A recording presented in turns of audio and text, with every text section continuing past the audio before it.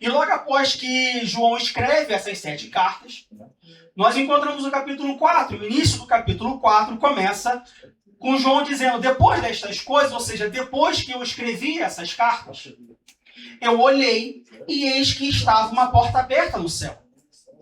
E aí, nesse momento, Deus agora, ou Jesus nesse caso, ele convida João a olhar para o céu, e aí começa a revelação, vamos dizer assim, não propriamente dita, mas a revelação do que há de acontecer, a revelação do que há de vir, as últimas coisas, os últimos acontecimentos, dependendo da linha teológica ou escatológica que você segue. Mas para nós, da Assembleia de Deus, nós cremos que a partir do capítulo 4 de Apocalipse, começa então uma série de revelações acerca do futuro. Mas não somente acerca do futuro, mas sobre as coisas que acontecem no céu. Você sabe o que acontece no céu? Você sabe o que vai acontecer no céu? Apocalipse capítulo 4 te revela algumas dessas coisas. E quando nós meditamos no capítulo 4 de Apocalipse, é fato que nós encontramos bastante linguagem figurada, coisa que é comum no livro do Apocalipse. Eu quero pedir aos irmãos que não se atentem à linguagem figurada, não tentem interpretar a linguagem figurada, mas atentem-se à mensagem, atentem-se à meditação, atentem-se ao que acontece no capítulo 4 de Apocalipse. Eu queria meditar com vocês sobre isso. No capítulo 4 do livro de Apocalipse, nós encontramos 3 coisas, ou 3 situações que para nós cristãos são fundamentais no nosso dia a dia. 3 coisas que acontecem no céu que para nós cristãos devem também acontecer aqui na terra. Precisamos entender, precisamos conhecer e precisamos meditar sobre essas 3 coisas que acontecem. Diego, que coisas são essas? Apocalipse capítulo 4, no verso 1, diz assim: depois destas coisas, olhei, e eis que estava uma porta aberta no céu. Um conselho que eu te dou, sempre que você estiver lendo a Bíblia, e você encontrar uma porta, medite sobre a porta. Quando nós vamos para João capítulo 10, versículo 9, abra sua Bíblia rapidamente em João capítulo 10, versículo 9. Isso não é um estudo bíblico, isso não é uma aula de escola dominical, portanto temos a liberdade de mencionarmos versículos de certa forma sem ler a palavra, na palavra, mas João capítulo 10, versículo 9 merece a nossa atenção. João capítulo 10, versículo 9, Jesus diz: eu sou a porta. Eu sou a porta. Sempre que você estiver lendo um texto bíblico e você encontrar uma porta, medite sobre a porta. Aqui, em Apocalipse, capítulo 4, versículo 1, João diz que ele olhou e eis que estava uma porta aberta no céu. A porta é Jesus. Jesus disse: eu sou a porta. E quem bater, a porta se abrirá. E quem entrar, encontrará pastagem, encontrará vida. Quem andar pelo caminho, chegará na vida eterna. E João continua dizendo: e a primeira voz, ou seja, aquela voz que falou com João lá no capítulo 1, que falou: João, escreve todas essas coisas, e a primeira voz que como de trombeta ouvira falar comigo, disse: sobe aqui e mostrar-te-ei as coisas que depois destas devem acontecer. Primeira coisa que nós encontramos em Apocalipse capítulo 4 é um convite. João, ele levanta os seus olhos, ele vê uma porta, mas ele não somente vê a porta, ele recebe um convite, ele fala: olha, sobe aqui, passa pela porta, entra por essa porta e vem aqui. E se você subir, se você vier aqui, eu vou te mostrar as coisas que vão acontecer depois destas. Aqui nós temos um convite. É bem verdade que aqui, quando a Bíblia está falando de porta, nessa passagem de Apocalipse capítulo 4, pelo contexto imediato dessa passagem, nós podemos entender que aqui a Bíblia não está falando de salvação. Aqui a Bíblia não está falando de vida eterna. A Bíblia aqui está fazendo uma revelação. Mas nós não podemos deixar de passar por uma porta e meditar que a porta é Jesus. A porta está sempre aberta. E quando a porta está fechada, Jesus diz, bate e ela vai se abrir. Ou seja, de maneira figurada, a porta que nos dá acesso ao céu, ela está sempre aberta. Jesus nunca fecha a porta para ninguém. Jesus fala que o caminho é estreito. Jesus fala que a porta é estreita. Mas fechada? Não! A porta está aberta. Quando nós olhamos para o sacrifício de Jesus Cristo na cruz do Calvário, a palavra de Deus vai nos dizer que ele é o cordeiro que foi morto desde a fundação do mundo. Ou seja, a porta não só está aberta, mas ela sempre esteve aberta. Aleluia. Se alguém porventura nunca passou pela porta, é porque não quis. Porque a porta existe. E ela sempre esteve aberta. Você já passou pela porta? Glória a Deus. Você já entrou nessa porta que está sempre aberta? Aleluia. Quando você, por algum motivo, quis entrar pela porta e ela pareceu fechada, você bateu na porta? Se bater na porta, ela vai se abrir. E aquele que entrar ceará com Jesus Cristo. Glória a Deus. Aqui nós temos um convite. Nós temos uma porta. Uma porta que nunca se fecha, uma porta que está sempre aberta. Uma porta onde dessa porta vem uma voz que fala, sobe aqui. Vem estar comigo. Deus nos convida a estar com Ele. Deus nos convida a ter um relacionamento com Ele. Você já entrou pela porta? Você já ouviu a voz do convite? Talvez ela tenha falado, ela tenha sido audível aos seus corações, aos seus olhos, aos seus ouvidos, ao seu coração nesta manhã, não se sabe. Mas Deus nos convida. Vem aqui. Veja, Deus não podia ter mostrado para João lá embaixo e Deus lá em cima? Podia. Ele é Deus. Mas Deus não é Deus de longe. O nosso Deus é um Deus de perto. Glória a Deus. Olha quantas teofanias nós temos na Bíblia. O que é uma teofonia? Teofonia, meu irmão, é quando Deus se apresenta de forma visível. Olha quantas manifestações da presença de Deus nós encontramos no texto bíblico. No nosso dia a dia, nos cultos de louvor e adoração a Ele. Por que isso existe? Porque Deus é um Deus de perto. Desde o Éden nós vimos isso. No Jardim do Éden, no livro de Gênesis, nós vemos que Deus, todos os dias, no final do dia, ele ia ao jardim se relacionar com um homem. Deus quer ter um relacionamento comigo e com você. E para isso, a porta está aberta e a sua voz diz, vem. Vem. Aleluia. Aleluia. Vem que eu vou te mostrar. Mas como eu disse, a ênfase de Apocalipse capítulo 4 não é sobre salvação.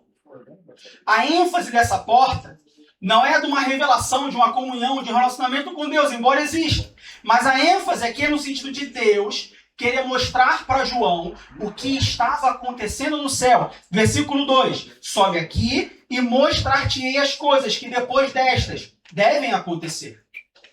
Não deve no sentido de pode ou não, mas deve no sentido de que vão. Deus queria mostrar para João as coisas que estavam acontecendo no céu. Deus quer nos mostrar isso nessa manhã. Aleluia. Mas por que Deus quer nos mostrar isso? Porque muitas das vezes nós estamos distraídos com as coisas que acontecem na terra e nos esquecemos das coisas que acontecem no céu. Muitas das vezes, por diversas situações, nós ficamos ocupados com as coisas da terra e automaticamente nos esquecemos daquilo que acontece no céu. Mas nós somos cidadãos do céu? Não. Nós somos cidadãos da terra? Não. Nós somos cidadãos do céu. Então não podemos esquecer o que acontece do céu. Porque nós somos de lá. Não é verdade quando nós estamos aqui na Alemanha, mas eu sou brasileiro e eu fico olhando as notícias do Brasil? Eleição, você vota no presidente do Brasil, mas você não mora lá. Sim, mas eu sou de lá.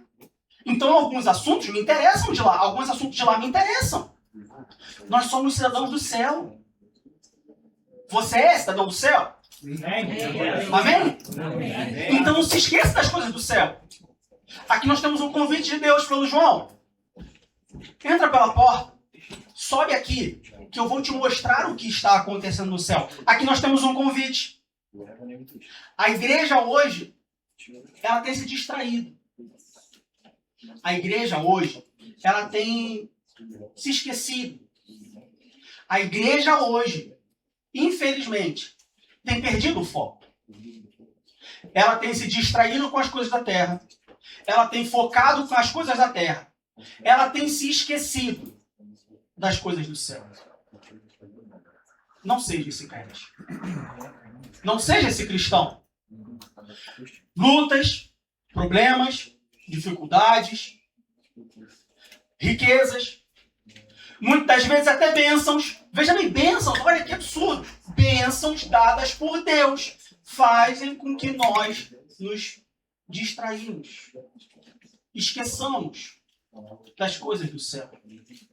Crente que se você falar para ele, você quer que Jesus volte hoje? Ele fala, não, hoje não, volta amanhã. Crente que você fala assim, meu irmão, e se Jesus voltar semana que vem? Ele fala, mas semana que vem já? Não, deixa eu aproveitar um pouquinho. Acabei de receber minha bênção, já vou.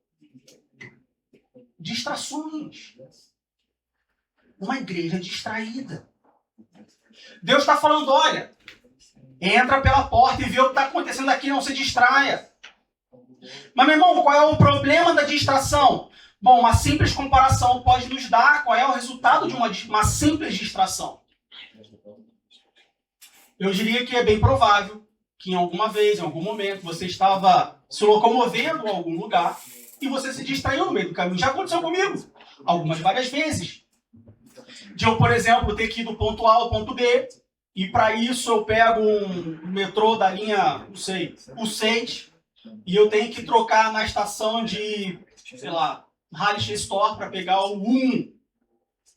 Mas eu estava distraído. Ao invés de prestar atenção nas coisas de cima, parafraseando a telinha, com a estação, com a próxima estação, eu estava preocupado com as coisas de baixo, olhando o telefone com a cabeça baixa. Qual foi o resultado disso? Me distraí. Perdi a estação. Fui parar lá em Mariendorf. E agora? Saí do caminho. Para uma pessoa desavisada, ela pode falar que ela se perdeu. Me perdi, foi em Mariendorf. Eu tinha que ir para Kudan e acabei em Mariendorf. E agora? Faço o quê? Vou para onde? Como que eu chego de Mariendorf para Kudan? Me perdi. Por quê? Distração. Aplicando na nossa mensagem, muitos crentes andam distraídos. Qual é a consequência disso? Se perdem. Tem distração que é fácil de corrigir. Tem distração que você solta na próxima estação, pega o metrô no sentido contrário e volta para a estação que você perdeu. Mas tem linha de metrô que você não pode fazer isso. Nova York, por exemplo, é uma cidade onde as linhas de metrô nem sempre você pode parar e pegar no sentido contrário. Porque às vezes as estações, as linhas se misturam de tal forma, ou a mesma linha, o mesmo trem que você passou, que você pegou, ele passa em algumas estações, mas o próximo trem não passa nas mesmas estações, enfim, é uma confusão. Perdido fica quem anda distraído. Não seja um crente distraído. A igreja hoje está se distraindo. Ela está se distraindo com o mundo. Ela está se distraindo com problemas do mundo. Ela está se distraindo com soluções do mundo. E está perdendo o foco do que realmente importa. E o que importa, meu irmão? As coisas que acontecem no céu. Você não é da terra, você é do céu. Você não foi chamado para ser da terra, você foi chamado para ser do céu. Você não foi comprado para ficar na terra, você foi comprado pelo sangue precioso de Jesus Cristo para ir para o céu. Não se distraia. Apocalipse capítulo 4, nós temos um convite. Olha, não se distraia. Olha para cá para cima, que eu vou te mostrar as coisas que estão acontecendo no céu. Um crente distraído, ele se perde pelo caminho. Um crente distraído, algumas vezes, muitas das vezes, ele nem sequer consegue chegar no caminho final, no destino final. Por quê? Porque ele se distrai. Ficou à beira do caminho. E aquilo que estava reservado para ele, agora ele perdeu. Não volta mais. Mas o capítulo 4 de Apocalipse também nos fala sobre um outro elemento. Uma outra coisa que nós podemos identificar, que João identifica, quando ele entra pela porta e vai ver o que estava acontecendo no céu. João aqui, a gente pode dizer, Parafraseando, João ficou curioso. A porta se abriu, a voz de Deus falou, olha, vem cá e olha o que está acontecendo no céu. Quando João continua, no versículo 2 ele diz assim, e logo fui arrebatado em espírito, e eis que um trono estava posto no céu, e um assentado sobre o trono. Quando João aceita o convite, quando eu e você aceitamos o convite de Deus para ver o que está acontecendo no céu, a primeira coisa que nós encontramos é a majestade revelada de Deus. A primeira coisa que João vê quando ele chega no céu, não chega no sentido físico, mas como João diz, arrebatado em espírito, quando ele olha e vê, a primeira coisa que ele vê é um trono posto no céu. Trono diz respeito à majestade. Você conhece algum lugar que tenha trono, mas não tenha majestade? Se você for numa loja qualquer, vai ter um trono lá? Não vai. Onde nós temos trono? Onde há majestade. Quem senta no trono? Um rei. Um presidente senta na cadeira. No trono, não. Não chama de trono. Chama de trono? O primeiro-ministro da Alemanha, ele senta no trono do parlamento? Não, ele senta na cadeira. Cadeira principal, cadeira mais alta. A cadeira. Trono só tem majestade. Quando João chega no céu, quando ele contempla no céu, ele vê a majestade de Deus. Você conhece a majestade de Deus? Se você é um cristão, você precisa ter noção da majestade de Deus. Se você abre a sua boca e louva ao Deus eterno, ao Rei dos Reis, você precisa saber o que o pastor falou sobre isso, sobre o louvor racional, sobre o culto racional. Você conhece a majestade de Deus? Precisamos conhecer a majestade de Deus. A palavra trono de Deus é mencionada pelo menos 38 vezes no livro do Apocalipse. Só no capítulo 4 de Apocalipse ela é mencionada 10 vezes, ou seja, 1/3, ou pouco menos de 1/3, das vezes que a palavra trono de Deus é mencionada em Apocalipse, pouco menos de 1/3, só no capítulo 4. Existe um motivo para isso. Alguma coisa Deus quer nos falar acerca da sua majestade. Seja para conhecermos a sua majestade ou reconhecermos a sua majestade. Existe uma diferença entre conhecer e reconhecer. Você conhece o rei da Inglaterra? Muito provavelmente. Diria que uma grande parte das pessoas já ouviu falar. Rei Charles da Inglaterra. Conheço, Rei Charles. O filho da Elizabeth, né, que morreu. Tá. Conheço. Você reconhece a sua majestade? Não, ele é rei da Inglaterra. Meu não é. Em sentido humano. Não, eu sou brasileiro. Eu tenho um presidente. Não, eu sou alemão. Eu tenho um primeiro-ministro. Ele é rei dos ingleses. Conhecer é uma coisa. Reconhecer é outra.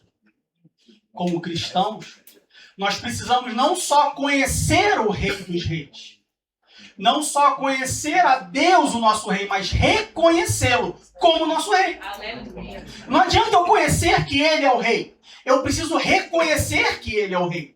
Ou seja, eu preciso reconhecer que Ele é o Rei que governa e domina sobre a minha vida. Porque se eu somente conhecer Ele como meu Rei, mas não o reconhecer como Rei, eu estou dizendo, olha, Ele é o Rei de fato, mas na minha vida quem manda sou eu. Mas na minha vida, quem domina sou eu. Então ele não é o seu rei. Ele é o rei dos outros. Ele é o rei dos judeus, como estava escrito na cruz do Calvário. Rei dos judeus. Os romanos conheceram Jesus como rei dos judeus, mas não o reconheceram como rei das suas vidas. Apocalipse capítulo 4 nos apresenta a majestade de Deus. E quando nós olhamos para a majestade de Deus, nós precisamos reconhecer que Ele é o Rei das nossas vidas. Glória a Deus. Aquele que não só governa, mas aquele que domina sobre a nossa vida. Aleluia.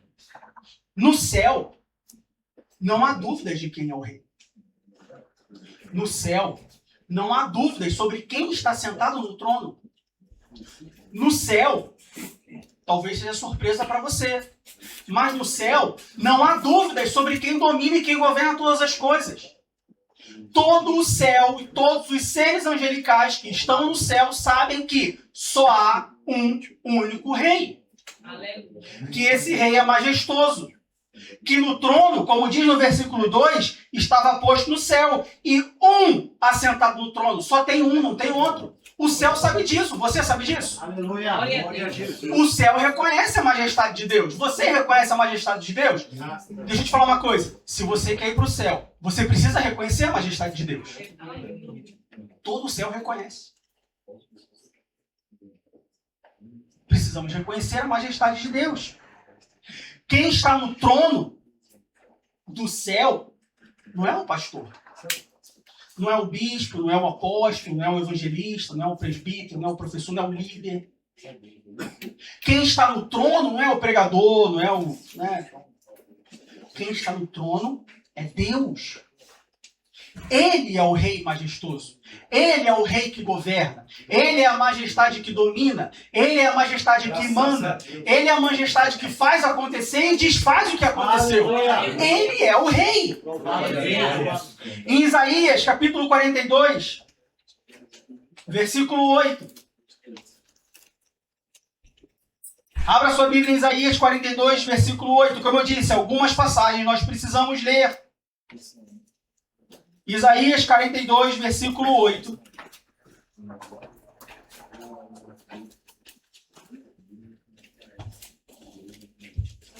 O próprio Deus diz: eu sou o Senhor. Esse é o meu nome. A minha glória, pois, a outrem não darei, nem o meu louvor às imagens de escultura. O que quer dizer com isso, Diego?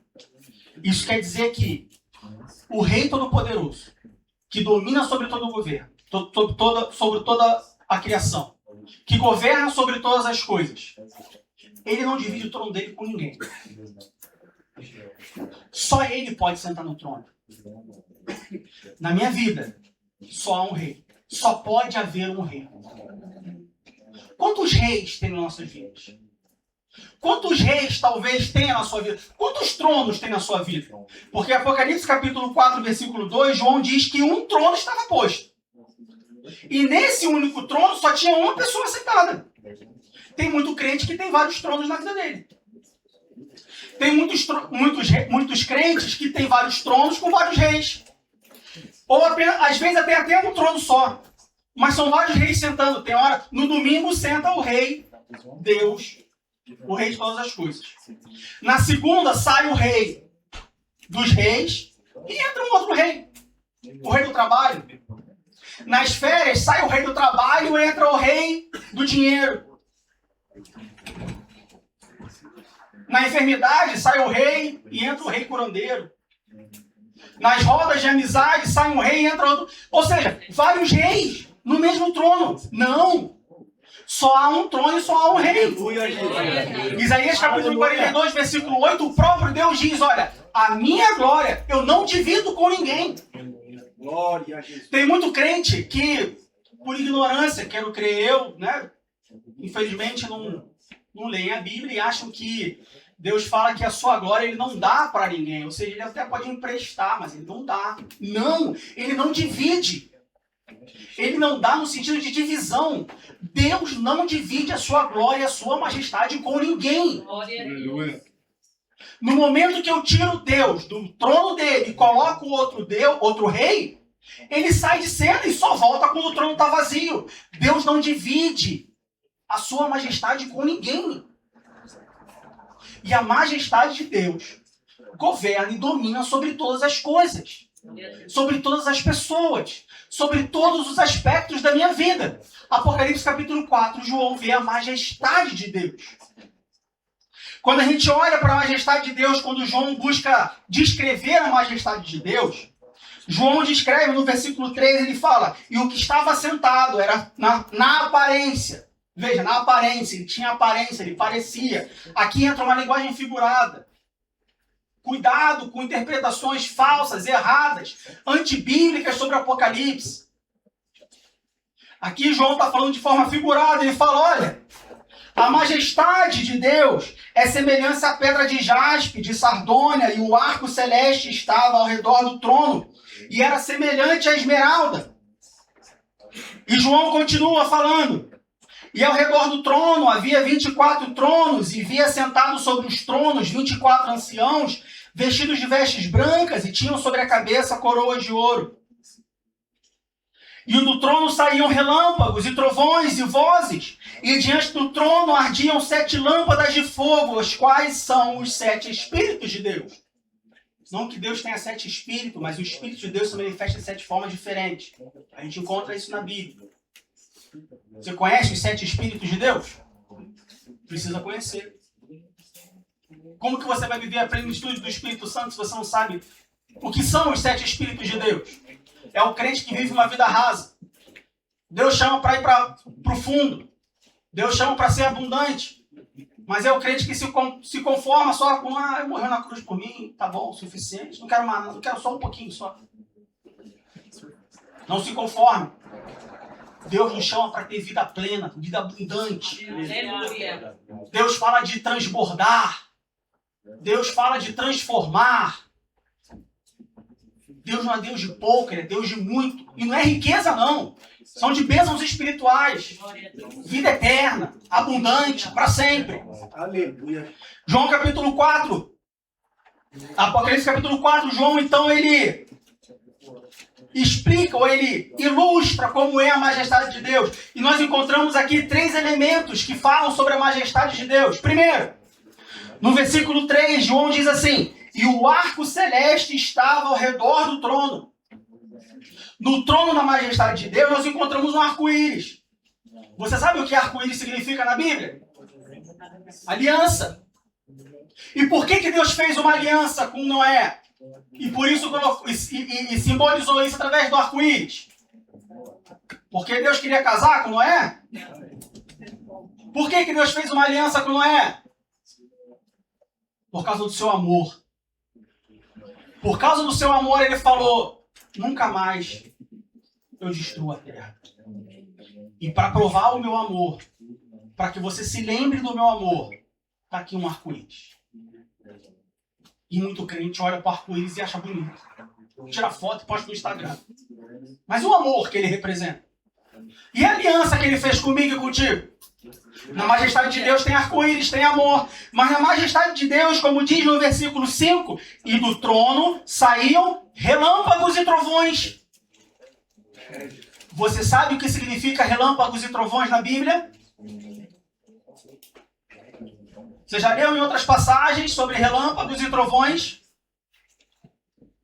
Relâmpagos e trovões. Na majestade de Deus. Existe amor, mas também existe justiça. Infelizmente, a igreja tem se distraído. E nessa distração, ela tem apresentado o evangelho aonde só há amor. Ela tem apresentado um rei que só ama.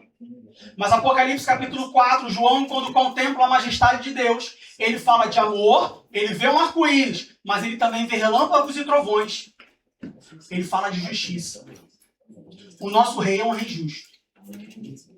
A palavra de Deus vai dizer que ele é o justo juiz. A palavra de Deus vai dizer que ninguém está livre da sua ira, da sua justiça, que todos serão julgados, inclusive nós, os crentes. A majestade de Deus tem justiça, meu irmão. E tem muito crente que quer o rei só que ama. Mas e o rei da justiça? Mas João continua falando, no versículo 5, que diante do trono ardiam lâmpadas. Lâmpada de LED? É o que ele fala aqui? Lâmpada incandescente? Lâmpadas eletrônicas? Que lâmpada que João fala aqui? Lâmpada de fogo. Diante do trono da majestade de Deus, tem amor, tem justiça e tem fogo. Você sabe um dos significados de fogo na Bíblia? Tem muita igreja distraída que pede fogo do céu. Talvez estão distraídos, não estão lendo a Bíblia. Porque sempre que desceu o fogo do céu, o que aconteceu? Consumiu tudo. Por que consumiu? Porque fogo na Bíblia fala sobre purificação. Aleluia. E purificação queima. Purificação consome. Para que fique somente o que for puro. As nossas obras, a palavra de Deus vai dizer que vai passar pelo fogo. Para quê? Para serem purificadas. E o que for feno e palha vai ser consumido. E só vai ficar o que for ouro, o que for precioso. No trono de Deus tem fogo. No trono de Deus tem purificação. Como que pode uma igreja distraída que acha que no trono de Deus só tem amor? Só tem justiça. Mas não tem santificação. Não tem purificação. Como que pode uma igreja, um crente que tem Deus como seu rei, sentado no trono da sua vida, mas que acha que, bom, eu sou assim, nasci assim, eu sou pecador mesmo, e Deus me perdoa, e Jesus morreu por mim, tá tudo certo. Ninguém pode ser perfeito, então Deus sabe de todas as coisas. Deus conhece o meu coração e sabe. Não, purificação, meu irmão. Fogo. Fogo. Descer fogo do céu não é movimento na igreja, não. Descer fogo do céu, como o nosso pastor disse, não é sentir algo especial. Porque não, fogo é purificação. Fogo queima, fogo arde, fogo incomoda. Fogo faz sair de um lugar e ir para o outro. Aleluia. Muito se fala sobre avivamento. Avivamento na igreja, um avivamento naquele lugar. Vai ver os avivamentos da história da igreja. Todo avivamento teve mudança. Glória a Deus. Todo avivamento teve purificação. Como que pode o fogo descer, o avivamento, o fogo consumir, o fogo descer, e fogo para lá, e fogo para cá, mas está todo mundo do mesmo jeito, no mesmo lugar, fazendo as mesmas coisas? Então não é fogo. É emoção. Emocionalismo. Imaturidade espiritual. Que acha que é fogo que não é fogo. Diante do trono de Deus. Na majestade de Deus. Tem amor, tem justiça. Mas também tem fogo que purifica de todas as impurezas. Não tenha medo do fogo. Mas seja purificado por ele. A majestade de Deus, ela é inseparável. A majestade de Deus tem esses três elementos, não dá para separar. Não podemos querer um Deus só parte de Deus. Deus é um pacote completo. Deus é um pacote fechado. Você só pode ter tudo de Deus. E por que você só pode ter tudo de Deus? E porque Ele é justo. Você tem que ser todo para Ele. Deus não aceita pedaços de você. Deus não aceita pedaços de mim. Deus não aceita só os meus pés, só a minha cabeça, só as minhas mãos, só os meus braços. Deus não aceita só o meu coração. Deus me quer por completo. Deus te quer por completo. Porque Ele se entrega por completo. Porque Jesus, quando morreu na cruz do Calvário, Ele se entregou por completo. Ele morreu por completo. E ressuscitou por completo. Então Ele requer de nós que nós nos entreguemos por completo para Ele.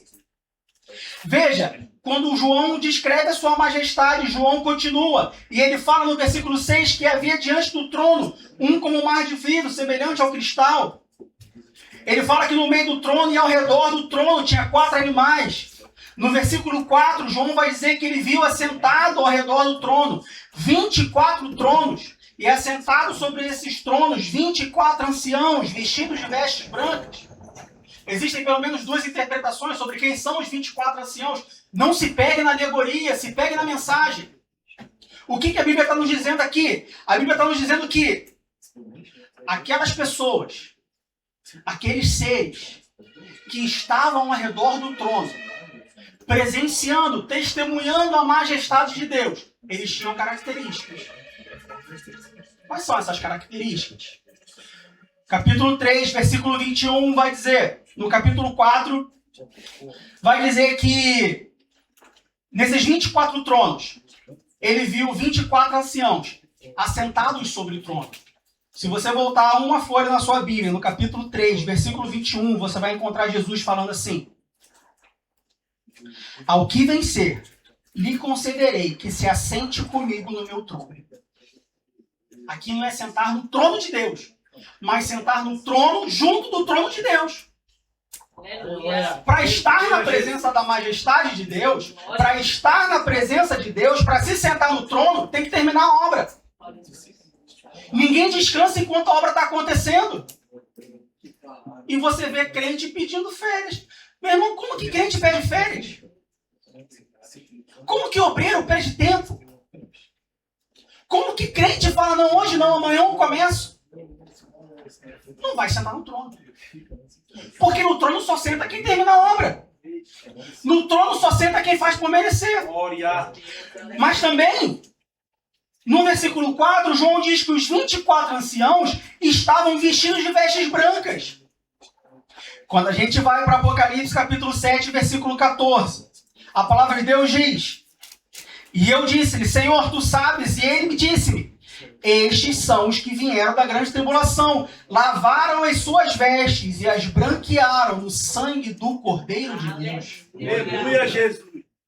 Para estar na majestade de Deus, perante o trono de Deus, tem que ter veste branca. Glória a Deus. Meu irmão, o que é veste branca? É usar só branco. Entendi. A partir de agora eu vou sair daqui, vou chegar em casa, vou jogar todas as minhas roupas fora. Só uso branco. Não, meu irmão, não seja ignorante. Veste branca diz respeito à consagração. Veste branca diz respeito à purificação. Aleluia. Devemos andar em santidade, lavando as nossas vestes. Meu irmão, mas quanto mais eu lavo, mais eu sujo. Então lava mais ainda. Então continua lavando.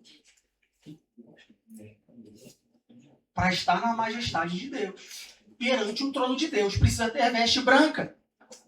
Mas também no capítulo 4, como nós vimos, no versículo 4 diz que eles não somente estavam assentados no trono, não somente tinham vestes brancas, mas no final do versículo 4 diz que aqueles que estavam diante da majestade de Deus, eles tinham sobre as suas cabeças coroas de ouro. Quando a gente olha o termo, a palavra grega usada para coroa, ela é utilizada para identificar a coroa dos vencedores. Quando a gente vai, por exemplo, para Apocalipse capítulo 2, versículo 10, nós encontramos o próprio Jesus Cristo falando assim: ser fiel até a morte. E o que vai acontecer se eu for fiel até a morte? E dar-te-ei a coroa da vida. Aleluia. Glória a Deus. Só está na majestade de Deus. Só contempla o trono da majestade de Deus aqueles que receberam a recompensa que foi prometida para os que forem fiel até a morte. Aleluia. Glória a Jesus. Meu irmão, eu sou fiel. Seja fiel até a morte. Aleluia. Você é fiel até hoje. Será que você vai ser fiel amanhã? Você é fiel na situação de hoje. Que Deus te dê forças. Que você busque em Deus forças para ser fiel até a morte. Porque na majestade de Deus, nas coisas que acontecem no céu, só está diante da majestade do trono de Deus aqueles que têm coroas. E a coroa só é dada para aquele que for fiel até a morte. Não para aquele que fez muito na juventude e descansou na velhice. Mas para aquele que foi fiel até a morte. Será que nós estamos prontos para estarmos diante da majestade de Deus? Será que eu sou digno de sentar no trono? A minha veste é branca? Na minha cabeça tem uma coroa? Precisamos nos fazer essas perguntas. Seguindo adiante. Eu falei que tinham 3 coisas no capítulo 4 que nos chamam a atenção. A primeira, um convite. Uma porta aberta. Deus falando, olha, para de se distrair com as coisas da terra. Vem aqui e vê as coisas que estão acontecendo no céu. Primeira coisa que acontece, a majestade de Deus é revelada. Já falamos sobre ela. Mas uma terceira coisa que acontece em Apocalipse capítulo 4. Uma segunda coisa que João encontra no céu. Quando a gente continua lendo o capítulo 4. E aí, versículo 5, versículo 6. E aí João fala dos 4 animais. E aí, no final do versículo 8 diz que... O versículo 8 diz que os 4 animais tinham cada um, respectivamente, 6 asas, e ao redor e por dentro estavam cheios de olhos.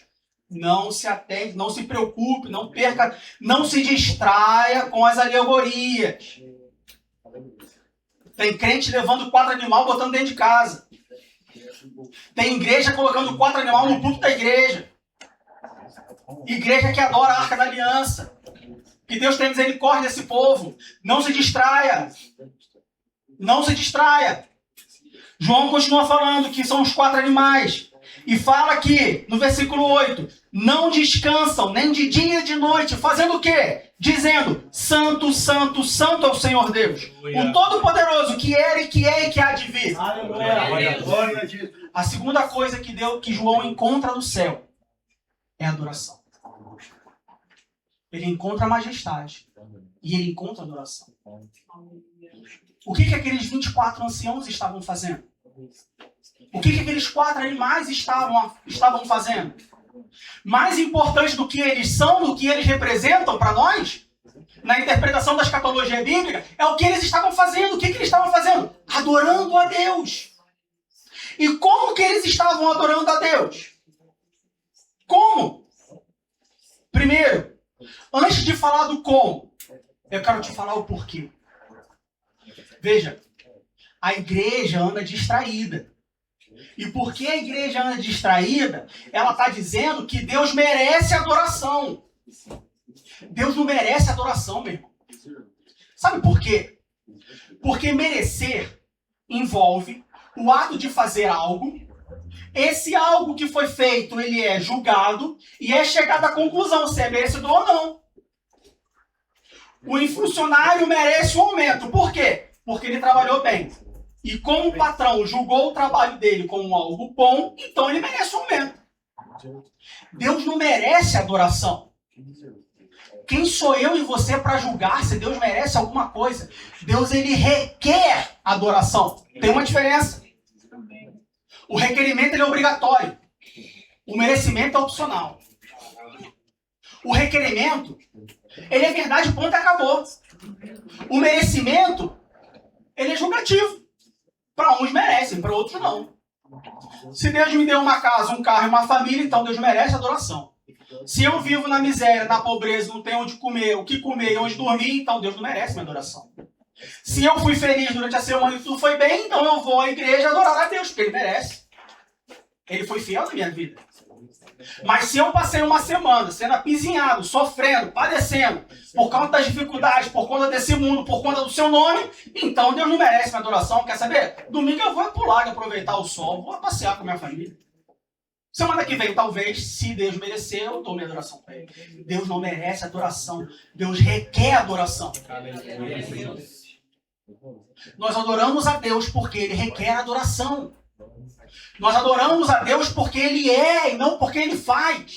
Nós adoramos a Deus porque Ele pode fazer. Se Ele vai fazer ou não, não me interessa. Quando nós olhamos para a adoração dos 4 animais, diz assim, santo, santo, santo é o Senhor Deus. Pelo que Ele é. E quem Ele é? O Todo-Poderoso. Que tem todo o poder. Aleluia, Jesus. Que tem o poder para fazer e que tem o poder para não fazer. Eu creio. Lembre-se, Deus tem o poder para fazer o que quiser. Mas Ele também tem o poder para dizer, não vou fazer. Por quê? Porque eu não quero. Eu sou o Todo-Poderoso. Eu sou o Rei Majestoso. Deus não tem obrigação de fazer nada, meu irmão.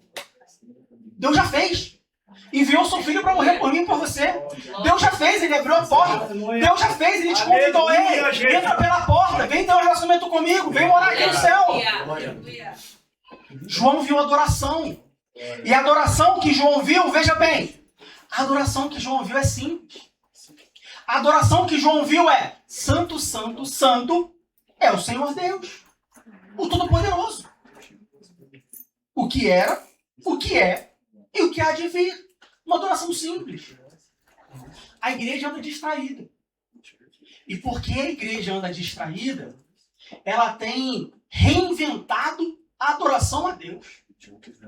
Porque a igreja anda distraída, ela tem buscado novas formas de adorar a Deus. Porque a igreja anda distraída, ela tem buscado formas melhores de adorar a Deus. Adoração é simples, meu irmão. Santo, santo, santo é o Senhor Deus, o Todo-Poderoso, que era, que é e que há de vir. Aleluia. Não precisa reinventar a adoração. Não precisa escrever hinos mirabolantes, composições alegóricas, com licença poética, para adorar o nome de Deus. Crentes distraídos que falam assim, mas vai cantar esse hino de novo? A gente cantou ele semana passada, semana retrasada, no mês anterior, vai cantar de novo. Mas é adoração, não é? Adoração é para você ou para Deus? Quem tem que gostar da adoração? Aleluia. Quem tem que gostar da adoração é o pastor? Quem tem que gostar da adoração é o ministro de louvor? Aleluia. Quem tem que gostar da adoração são os visitantes da igreja? Não, a adoração não é para mim. A adoração não é para vocês. A adoração é para Deus. Aleluia. E a adoração a Deus é simples. Deus é tão misericordioso que ele diz exatamente como devemos adorar.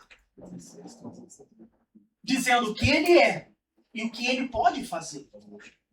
Aí como que um crente distraído, uma igreja distraída, que busca reinventar a adoração, que busca modernizar a adoração, que busca adaptar a adoração de acordo com a situação do povo, social, porque 2026, veja bem, o mundo mudou, mas a adoração é o santo, santo, santo, ao Senhor Deus, o Todo-Poderoso, aquele que era, aquele que é e aquele que há de vir. Aleluia. Não se atualiza a adoração.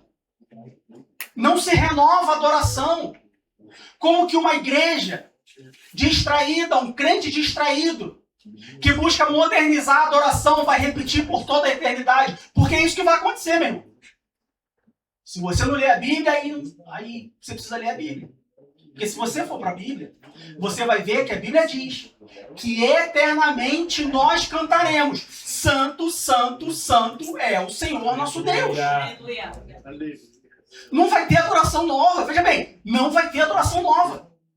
Se você não consegue adorar da mesma forma durante 20, 30, 40, 50, 80 anos nessa terra, meu irmão, desculpe, mas vai perder teu tempo no céu. Porque no céu você vai cantar a mesma coisa sempre. Não é durante uma semana, um mês, um ano. Eternamente. Santo, santo, santo é o Senhor nosso Deus. O Todo-Poderoso. O que era, o que é e o que há de vir. Você consegue passar a eternidade sem reformular a adoração, sem atualizar a adoração, sem reinventar a adoração, sem modernizar a adoração? Você vai precisar se você quer ir para o céu. Porque na majestade de Deus tem adoração. Não se distraia. Não reinvente a adoração. Não atualize a adoração. Não busque novas formas de adorar. A forma de adoração bíblica está aqui. A forma de adoração que Deus requer está aqui. Buscar reinventar a adoração de outras formas. Não, eu vou adorar a Deus com o meu corpo dançando. Não, meu irmão. Santo, santo, santo é o Senhor nosso Deus, o Todo-Poderoso, que era, que há, que é e que há de vir. Não modernize. Está distraído. Acorda. Presta atenção. Para de olhar para a terra. Para de olhar para o mundo. Olha para Deus. Adore a Deus. Aleluia. Porque Ele requer a minha e a sua adoração. Glória a Deus. Quando a gente olha para a adoração dos 24 anciãos, nós vemos duas atitudes que mostram a adoração que Deus recebe. A primeira atitude, capítulo 4, versículo 10, diz assim: os 24 anciãos prostravam-se diante do que estava sentado sobre o trono. Você sabe o que significa o verbo se prostrar? Lembra que no início do capítulo 4, os 24 anciãos eles estavam sentados, né? Lá no versículo 4, eles estavam sentados no trono. No versículo 10 diz que eles se prostraram. Ou seja, eles levantaram dos seus tronos e se curvaram perante o trono de Deus. Sabe o que isso significa? Isso significa que eles saíram do trono dele. Eles saíram do trono onde Deus colocou eles. Porque eles entenderam que a adoração é darmos a Deus, darmos a Ele, entregarmos a Ele tudo que nós fazemos. Adoração a Deus é tudo que nós fazemos. Nós fazemos por Deus, para Deus, por causa de Deus. Aleluia. Eu não faço o que eu faço por causa do pastor. Eu não faço o que eu faço por causa dos meus irmãos. Você não faz o que você faz por causa dos seus pais. Você não faz o que você faz por causa dos seus filhos. Você faz porque você adora a Deus com o que você faz. Aleluia. Mas os anciãos, eles também se prostraram diante de Deus. E quando você se prostra diante de alguém, é porque você está reconhecendo a superioridade dessa pessoa. Não é isso? Voltando à figura de um rei. Quando um súdito se prostra diante do rei, ele está falando, olha, não interessa quem eu sou. Você é maior do que eu. Você é mais importante do que eu. Então, se prostrar na adoração significa deixar de lado tudo que eu faço. Porque lembra que só foi colocado no trono quem fez a obra? Então, a adoração é deixar de lado tudo que eu faço. Mas também deixar de lado tudo que eu sou. É falar assim, Deus, o Senhor é o rei da minha vida. Não importa quem eu sou. Ah, mas eu sou o presbítero da igreja, não interessa. Ah, mas eu sou o pastor da igreja. Pouco me importa.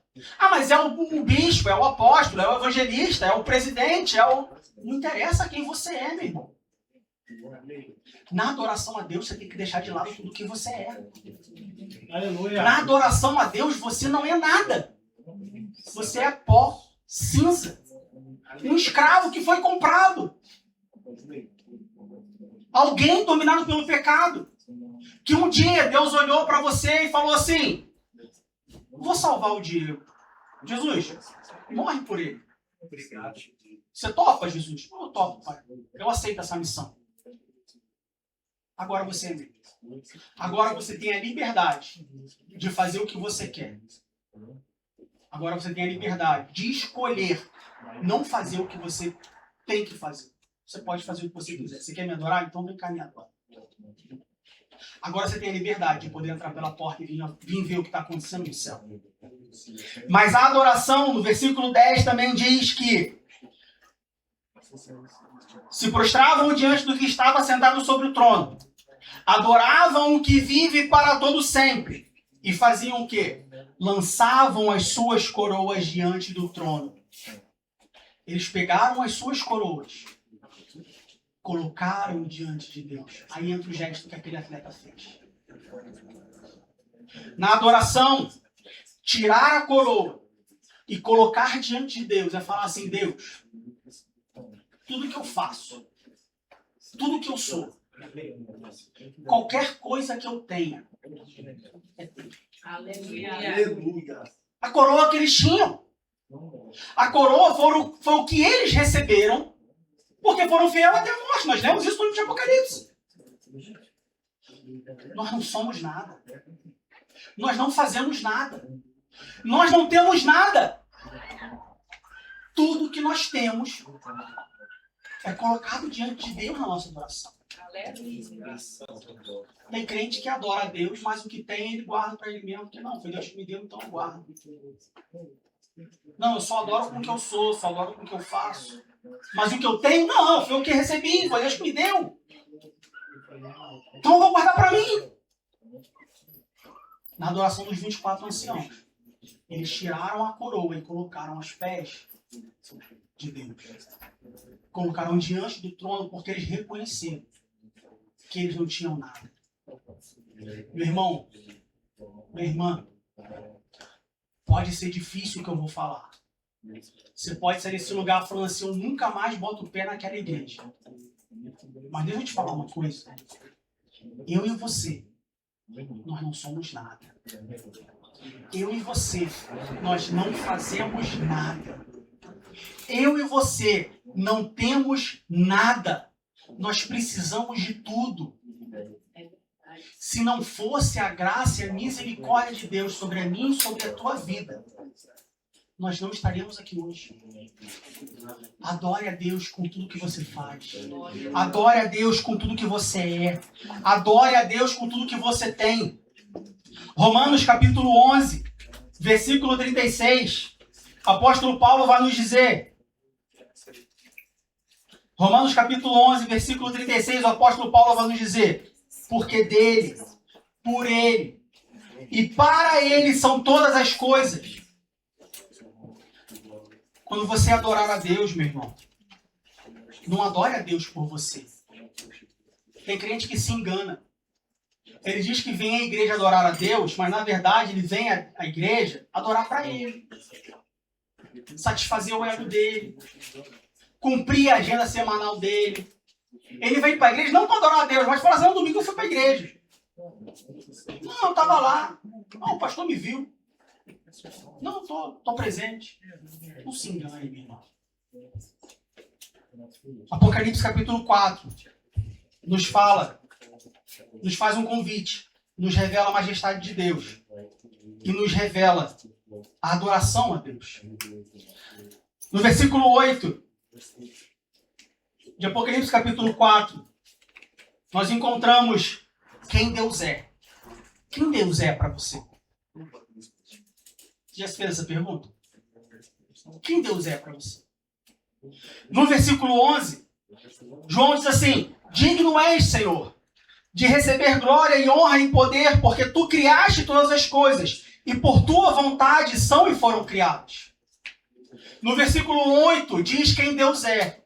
No versículo 11 diz o que ele fez e o que ele faz. A nossa adoração não pode ser condicional.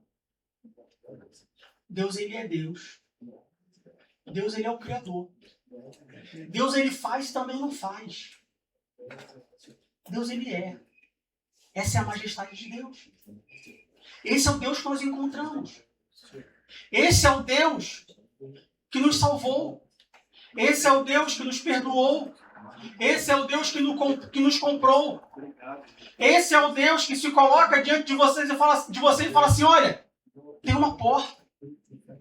Vem aqui ver o que está acontecendo no céu.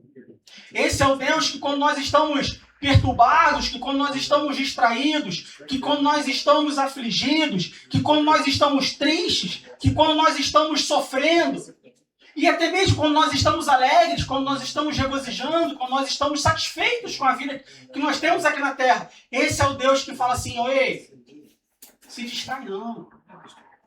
Olha para o céu. Olha o que está acontecendo no céu. Olha o que você vai fazer parte. Olha o que te espera. Olha quem está aqui. Que Deus possa falar aos nossos corações ainda mais. Que o Espírito Santo possa falar aos nossos corações, nos exortar e nos ensinar de que nosso Deus é majestoso. Mas estar diante da majestade dele requer alguns passos. Tem alguns requerimentos. Estar diante da majestade dele significa adorá-lo. E existe uma forma de adoração. Existe um jeito certo de adorar. Existe a forma certa de adorar. Que Deus nos abençoe em nome de Jesus. Aleluia. Aleluia.